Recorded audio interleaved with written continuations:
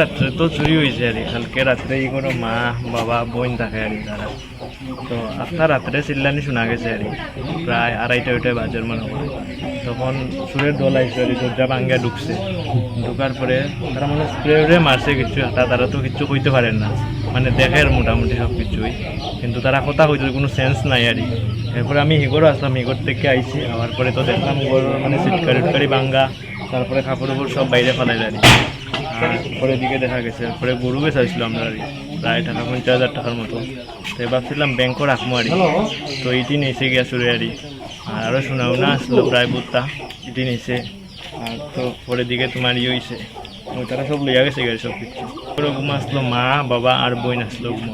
প্রথমে তো কেউ দেখছে না, ঘুমো আসলো, এরপরে কিনা একটা দিকে তারা যখন কিনা একটা বাইর করে তখন একটা সাউন্ড করছে, তখন সাউন্ড করার পরে দেখছে না, বইনে দেখছে, দেখার পরে কোনো সেন্স নাই আর কথা বলতে পারেন না আর, মানে খাপের আর কীরকম একটা।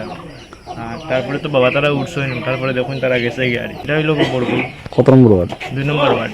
তোমার বাবার নাম কি? বাবার নাম নিরঞ্জন নম। আর তোমার নাম? আমার নাম জয় নম।